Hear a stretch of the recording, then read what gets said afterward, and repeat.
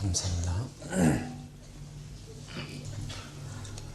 나의 길 되신 목자라고 이 제목을 붙여도 될 것입니다.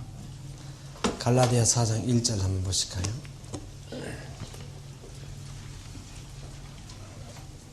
1절로부터 5절까지 한번 읽어보세요. 내가 또 말하노니 유업을 이을 자가 모든 것의 주인이나 어렸을 동안에는 종과 다름이 없어서 그 아버지의 정한 때까지 후견인과 청지기 아래에 있나니 이와 같이 우리도 어렸을 때에 이 세상 초등 학문 아래에 있어서 종노릇하였더니 때가 참에 하나님이 그 아들을 보내사 여자에게서 나게 하시고 율법 아래 나게 하신 것은 율법 아래 있는 자들을 속량하시고 우리로 아들의 명분을 얻게 하려 하심이라.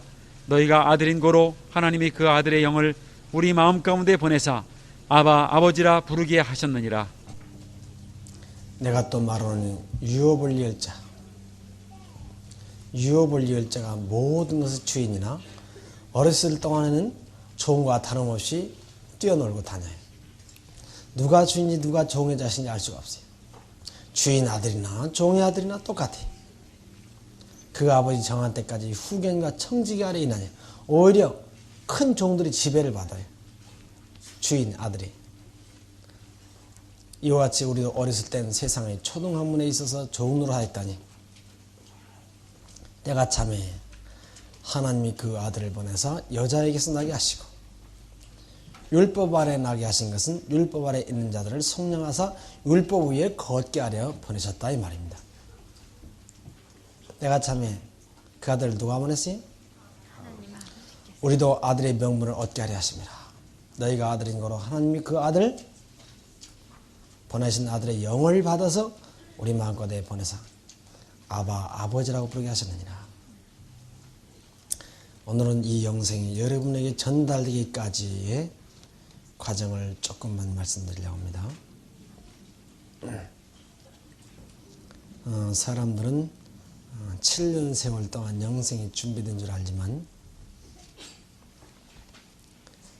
영원전부터 아버지께서 계획 세우시고 때가 참에 전혀 이방인 여인의 여자에게서 태어나게 하셔서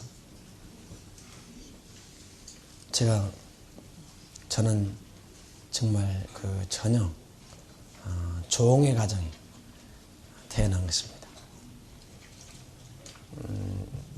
예수님은 아주 근본이 확실한 그 다윗의 뿌리로 그 당당한 집안에 태어났는데 완전히 저는 이방 종의 가정에 태어나게 됐어요. 그래서 쭉 자라나면서 전혀 종인지 아들인지 모르고 예수님 12살 때 같이 말이에요. 12살 자라날 때까지 모르는 것 같이 17세쯤 자라서 그때에 교회에 가기 시작했어요. 성경대로 산다고 제일 건전하다는 교회 안실교회를 거기는 광적이 아니고 진리대로 산다 하더라. 그래가지고 그걸 가봤어요. 그래서 17세에서부터 26세 군대 제대할 때까지 예수 믿는다고 부모님에게 4번 가출 당하는 일이 있었어요. 그래서 4번 가출 당한 다음에 결혼을 한 다음에 제게는 끊임없는 시련이 예수 믿기 시작부터 지금까지 시련으로 이어졌는데 7년 결혼 후에 또 7년 동안 본격적인 시골에 가서 징계 기간을 가졌었어요. 그렇게 영감이 쏟아주던 영감이 딱 끝쳐가지고 완전 삼순 머리카락 잘라진 것 같아가지고 사람 소리만 나지 전혀 성령의 음성은 사라진 거예요. 그럼 성령이 끊어졌느냐? 아니에요. 밤낮으로 엄청나게 쏟았어요. 하늘과 땅의 모든 대진리가 독선생님으로부터 밤낮 7년 동안 3시간 내지 매일 5시간씩 교육을 받았어요. 이 영생의 말씀은 간단하게 그 후에 받았지만 그릇을 준비하는 일에 그렇게 완전히 이방 종의 가정에서 자라나서 때가 차서 17세에서 때부터 예수 명령에서 20세까지 결혼한 다음에는 시골 지리산 골짜 그 사당 골짜기에 가서 7년 동안 있는 동안에 완전히. 그래서 다니엘 4장 25절에 느부갓네살이 7년 동안 풀을 뜯어보면서 짐승을 생활하는 것 같은 그 말씀 내게 주어졌어요. 그때 온전히 준비되지 못한 사람에게 하늘에서 능력 주었을 때 아나무 인격으로 교만해가 뛰었어요. 그래서 완전히 그 느부갓네살이 교만해가지고 이것은 다 내 영광이라고 할 때 입에서 말이 떨어지기 전에 그 모든 영광이 거쳐가지고 짐승으로 7년 동안 헤맨 다음에 그 7년 후에서 깨달았어요. 아, 내가 제일 높은 게 아니라 하늘의 하나님이 그분이 나를 다스리시고 모든 영광을 내게 줬구나. 그 겸손한 마음을 깨달을 때 그 전보다 더 큰 영광을 주셨어요. 그 말씀의 약속이 내게 떨어졌어요. 또 시편 105편 17절로 22절 읽어보세요. 한 사람을 앞서 보내셨으며 요셉이 종으로 팔렸도다. 그 발이 착고에 상하여 그 몸이 쇠사슬에 매었으니 곧 여호와의 말씀이 응할 때까지라. 그 말씀이 저를 단련하였도다. 왕이 사람을 보내어 저를 방석하며 열방의 통치자가 저로 자유케 하였도다. 저로 그 집의 주관자로 삼고 그 모든 소유를 관리케 하고 임의로 백관을 제어하며 지혜로 장로들을 교훈하게 하였도다. 예, 그래서 한 사람을 앞서 보내셨으며 몇 사람을 앞서 보내요? 한 사람. 근데 누가 종으로 팔렸도다? 요셉. 요셉이 종으로 팔렸도다. 요셉은 하나님의 섭리에 의해서 그는 형들이 미워서 팔아먹은 것 같지만 그는 하나님의 섭리였어요. 왜? 그 온 세계 식량이 끊어져서 하나님의 아들 딸들이 다 죽게 됐을 때 그때 식량자를 준비한 아들로서 미리 보내서 엄청난 시련 가운데 그를 준비시켰다 이 말입니다. 그 발이 착고에 상하면 그 몸이 쇠사슬에 맸으니 했네. 이 여기는 몸이 쇠사슬에 맸다고 했는데 히브리 성경에는 그 혼이 쇠사슬에 맸으니 이것은 실제 모세가 아니 실질적인 이 표상이 요셉이 아니라 마지막 실제적인 요셉이 나와서 혼이 쇠사슬에 매일 것을 미리 예언한 것이라 이 말입니다. 처음에 요셉은 진짜 쇠고랑이로 발목을 묶었어요. 그러나 마지막 요셉은 영검을 거침으로 말미암아 그 영혼이 쇠사슬에 매인 것이라 이 말이에요. 하나님 말씀 전하는 자들에게 영검을 걷어간다는 바로 그것이 영혼이 꼼짝 못하는 거예요. 영감 거친 것을 미리 예언한 거예요. 곧 여호와의 말씀이 응할 때까지라. 그것이 언제까지 거친 게 아니라 여호와의 말씀이 응할 때는 다시 주어진다 이 말입니다. 그 말씀이 저를 연단하였도다. 왕이 사람을 보내 저를 석방하며 이것은 이 세상 임금이 아니라 하늘의 왕, 하늘의 하나님께서 석방하는 거예요. 열방의 통치자가 저로 자유케 하였도다. 열방의 통치자 하늘의 하나님이 그 영광을 받아가지고 꼼짝 못하게 맸다가 모든 것을 준비시킨 다음에 나중에 더 큰 영광을 올려가지고 해방시킨다 이 말입니다. 그렇게 해가지고 임의로 그래가지고 저로 그 집, 그 저로 하여금 하나님 집의 주관자를 삼아 그 모든 소유를 관리케 하고 임의로 백관을 제하고 지혜로 장로들을 교훈하게 하였도다. 그 말씀이 이루어졌습니까? 그래서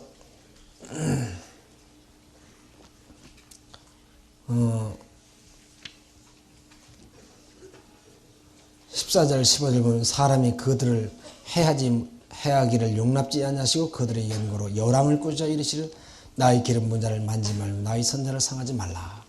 그렇게 요셉이 팔려다녔지만 절대로 열왕인 그의 목이나 뭘 생명을 건드리지 못하게 보호하셨어요. 마찬가지로 마지막 때도 이 온 세계 영생의 말씀의 기운이 다 들어가지고 먹을 것 없어서 다 영혼들이 헐떡거리고 죽게 생겼을 때 그때를 대비해서 한 아들을 미리 쇠고랑을 차게 해가지고 미리 끌려가서 준비시켰다 이 말입니다. 그래서 마지막 온 세상 자녀들의 식량자료를 준비시킨 자로서 그렇게 준비하셨어요. 그 준비기간 어릴 때부터 26살까지 많은 시련, 병곤이 여러 가지 질고를 받고 핍박을 받고 그 다음에 전혀 다른 환경에서 결혼시켜가지고 거기서 또 본격적으로 그릇을 준비하는 거. 그러니까 그 준비 과정이 참 오랜 세월 나서부터 그때까지라고 해도 과언이 아니죠. 그래가지고 그때 당시에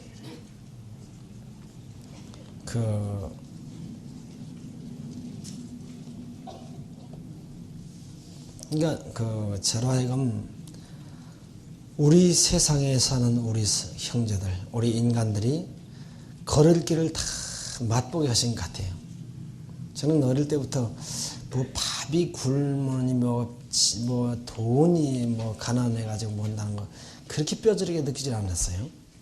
그래서 근데 뜻밖의 병고를 또 치르게 됐고, 그 다음에 이제 전혀 다른 환경에 가서 완전 영광 거친 환경에서 깜짝 못하게 가지고 거기서 적지 않은 돈을 벌겠지만 그거 다 걷어가시고, 여호와는 가난하게도 하시고 부하게도 하시고 주기도 하시고 살리기도 하시고 마음대로 하시는 분이 그것을 철저히 배우고, 하늘에 하는 지극히 높으신 하나님께서 인간 나라를 다스리시고 완전 이 세계의 열쇠를 키를 그가 가지시는 것을 철저히 배우게 됐어요.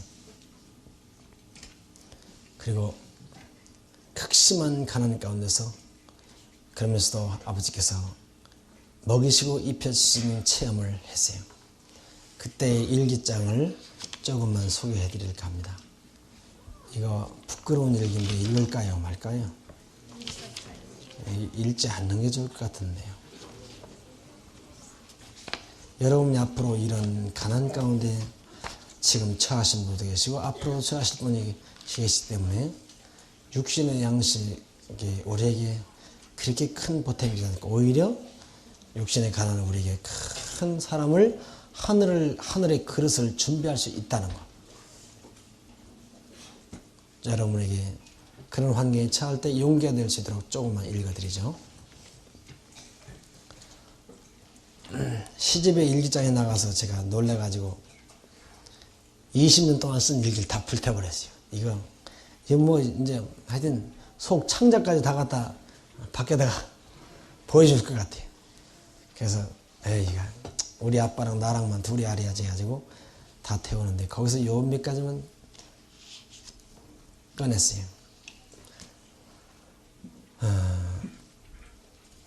참 그 부잣집 아들이 거리의 장사로 또 품팔이로 여러 가지로 했는데 그때는 이제 그건 총각 때였고 또 결혼해가지고는 이런 결혼해가지고 있었던 일이에요.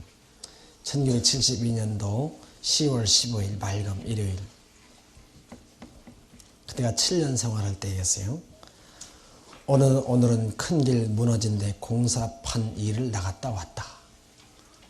정말 품팔이는 건 생전 처음이었어요. 가기 전에 마음은 그런 노가다들이 하는 일을 생전 안 해보던 내가 감당할 수 있을까 하고 겁을 잔뜩 집어먹었던 것보다는 막상 해보니 할만하다. 흙짐을 지려니까 꽁보리밥만 먹어서 그런지 다리에 힘이 없어서 휘청휘청 꼭 다리가 부러질 것만 같아서 두렵다. 그러나 저녁 때 일을 다 마치고 돌아오니 600원 벌었다는 기분으로 마음이 상쾌하다. 그때 품값이 600원이었어요. 10월 16일 맑은 월요일, 오늘은 공구리 비벼 넣는 일을 하는데 자갈을 수십 짐을 전할랐다. 점심은 거리가 먼 관계로 아내가 갖다 주므로 산에 올라가서 먹었다. 생활비도 못 대주는 못난 남편이 노가다 품팔이를 나오니 아내는 그것이 무슨 큰 돈벌이를 하는 남편인 듯이 온갖 정성을 다하여 점심을 날라다 준다. 그 많은 노가다꾼들 가운데 아내가 점심을 꼬박꼬박 날라다 주는 사람은 나 하나뿐이다. 아침에 그냥 싸달라고 해도 막 무가낸다. 사랑하는 아내에게 나도 점심 한 상에 50원씩 사 먹어야 되겠다. 간조를 타면 계산해 줘야겠다. 재미가 있다. 10월 18일 맑음 수요일, 오늘은 나흘째 일하는 날이다. 며칠째 공사판에 가서 그토록 힘에 겨운 일을 하건만 밤마다 잠이 안 오니 어찌된 일인지 하도 잠이 안 와서 어젯밤엔 오늘을 위해 수면제까지 먹어보았으나 역시 잠을 이루지 못했다. 그 품팔이 하기 위해서 너무 잠이 안 와서 수면제가 뭔가 한 구경도 못한 수면제를 한번 먹어봤어요. 그래도 잠이 안 와요. 10월 24일 화요일, 오늘은 4일간 노임에 대해서 2,400원을 간줬한 날이다. 밤날라다 주느라고 애쓴 아내에게 밥 한 상에 50원씩 200원을 주니 어찌나 기뻐하는지 어린애같이 기뻐하는 모습을 보니 가슴이 아프다. 다른 데 쓸 일만 없다면 다 주었으면 좋겠다. 사랑하는 아내에게 너무 용돈에 궁하게 해준 것이 가슴이 아프다. 아내의 기뻐하는 모습을 보기 위해 앞으로도 열심히 일을 다니리라. 오늘은 밤새 설설한 끝이라서 그런지 종일 중심을 못 가놓고 일을 했다. 10월 25일 수요일 맑음. 오늘은 오전 일을 하던 중 공사장 흙 속에 솟아난 유리에 그만 발을 찔려 적지 않은 피를 흘렸다. 점심 가져온 아내가 놀란 모양이다. 점심 먹고는 부상당한 발 때문에 더 이상 일을 못하고 집으로 갔다. 믿지 않는 형님들의 도움을 받지 않고 살아보자 결심한 우리 생활은 메마르기만 하다. 아침에는 고구마 아니면 보리밥, 점심에는 빵, 저녁에는 국수로 배를 채우고 잔다. 1977년 4월 17일 일요일 비. 그 후로부터 5년입니다. 그 후 그런 생활이 5년 쭉 지난 다음에 기다림, 가난 궁핍, 끝없이 이어온 이 가난 속의 기다림이요. 지나간 날 경기도 광주군 뒷산에서 이 산중에 나를 개혁자로 보내주소서, 나를 개혁자로 엘리야로 보내주소서. 그래서 이 백성들을 바른 길로 바른 길로 인도하게 나를 보내주소서. 울며 부르짖은 후 오늘까지 꼭 10년의 세월의 기다림이었다. 오, 이 기막힌 사연 속의 10년 세월, 한 많고 눈물 많은 10년의 세월이요. 아직도 나는 이 길을 얼마나 더 가야 될는지 길이 아득하다. 그래서 그때는 아득하다. 그때는 밤에 너무 참 우리 아버지께서 꼭 내가 너를 보낸다고 말씀 약속하셨는데 보내진 아니하시고 계속 가난 계획하는 그 너무너무 영감을 걷어가지고 시련에 박쳐가지고 밤에도 온 식구들이 온 가족이 다 처자식이 잠든 밤에 난 홀로 심리가 넘는 곳에 눈물을 철철 흘리면서 밤에 잠을 안 자고 그 한을 풀지 못해서 너무 아픈 기다림 속 세월을 그렇게 혼자 울면서 다닌 적도 있었어요. 어떤 때는 머리를 다 깎고 우리 아버지 앞에 서운하면서 기도한 적도 있었어요. 그러니까 계속해서 읽겠어요. 아직도 난 이 길을 얼마나 더 가야 되는지 길이 아득하다. 내일 모레는 상천이와 선미가 소풍을 간다는데 이 아빠의 호주머니에는 동전 한 개도 없다. 그뿐이랴. 옆집에서 고구마 종자 1,000원어치 가져왔으나 역시 돈이 없어서 못 주겠다. 지난번에는 머리도 외상머리를 깎고 왔다. 이런 실정에 모레는 상천이와 선미가 소풍을 간다는 말을 들으니 돈을 못 주면 철모르는 어린 것들이 얼마나 다른 집 아이들을 보고 사기가 떨어지고 풀이 죽을까 생각하니 아빠로서 견딜 수가 없다. 그래서 15리가 넘는 한실동네 정선생 집까지 씨나락 8대를 가져가서 자전거에 싣고 구준비를 맞으며 가져다 드렸다. 혹시 정선생이 씨나락 대금이라도 주시면 어린 것들을 소풍 돈이라도 주고 아내도 위로 할 겸 해서였다. 비를 맞으며 애써 갖다 주니 그분도 돈이 없다며 며칠 후에 받으라고 한다. 실망한 끝에 엊그제 내가 교회 회계에 받을 책값 2,000원을 달라고 해서 그것을 받아가지고 왔다. 우선 그것으로라도 대체하여 쓰려는 생각이었다. 요새는 엎친 데 덮치는 격으로 면에서 지붕 개량을 하지 않으면 지붕을 파내린다고 반상회 때 통고를 한다. 지붕 개화를 사서 올리려면 많은 돈이 드는데 생각조차 할 수가 있겠는가. 하필 그때 초가집인데 또 면에서 나와서 지붕 개량 안 하면 파내린다는 거예요. 참 이제 나에게 하늘로서 막상 출발하라는 특명이 떨어진다 하여도 이제 믿어지지도 않을 것 같다. 그저 마음이 아득하기만 하다. 기다리다 너무 지쳐버렸다. 요즘은 주님과 영혼을 위한 열심의 가난과 궁핍의 뒤범벅 고심으로 심장이 오그라지다 못해 심장이 뚝 떨어져 내려앉는 것 느낍니다. 오 지쳐버린 내 영혼과 몸의 안식처가 그립다. 아무것도 모르고 편히 누워 쉬고픈 무덤 안식처가 내가 밤낮 동경하고 찾는 나의 안식처이다.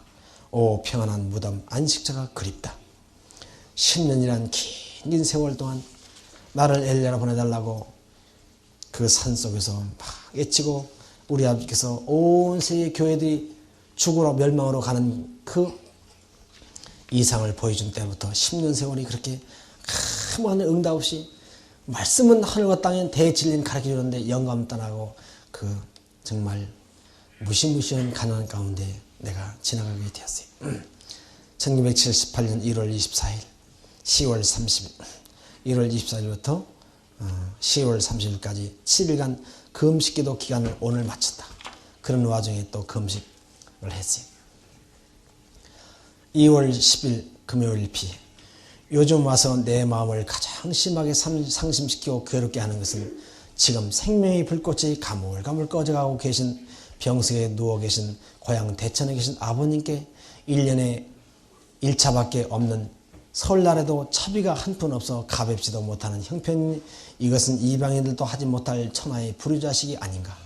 그런가 하면 덜에 나가서 우리 보리밭을 보면 다른 집 보리밭들은 이것은 전라도 살 때였어요. 다른 집 보리밭들은 비료를 제때에 주어서 퍼렇게 씩씩하게 올라오는데 우리 보리밭은 비료를 못 사다 주니 노랗게 영양실조로 죽어가고 있다. 보리 주는 걸 보면서 살지 못하는 거예요. 집에 돌아와 보면 집안 살림 또한 한심스럽다. 부엌에 김치는 벌써 떨어졌고 식량도 달랑달랑. 어린 것들 남매는 내일 개학날인데 연필값 하나 줄 것이 없다. 엊그제 처조카 규만이가 다녀갔는데 교회 책값에서 500원 꾸어서 500원 차비를 주어 보냈다. 이런 꼴이 되었으면서도 신앙 제의를 주장하며 하나님만 믿으면 머리가 되고 꼬리가 되지 않고 모든 복을 받으며 무엇이든지 하나님께 구하면 다 준다고 교회 단상에서나 식구들이 큰 소리를 쳐대니 아내가 남편을 보기에 좀 정신 이상이 온 남편같이 보이지 않겠는가. 말은 않지만 좀 고개가 깨웃깨웃 대리라. 나는 주님께 마음이 심히 상하여 이렇게 기도했다. 오 주님, 왜 기도를 응답해 주시는데 이다지도 인색하시나이까. 제가 주님의 말씀대로 다 행하였사오니 주님께서도 주님의 말씀대로 제게 약속을 지켜 주셔야 되지 않겠나이까. 그런데 왜 주님은 기도 응답해 주시는데 그리도 인색하시며 늘 차일피일 미루고만 계시옵니까? 제가 이 세상을 떠나 흙이 된 후에야 응답해 주시려고 찾으시려나이까.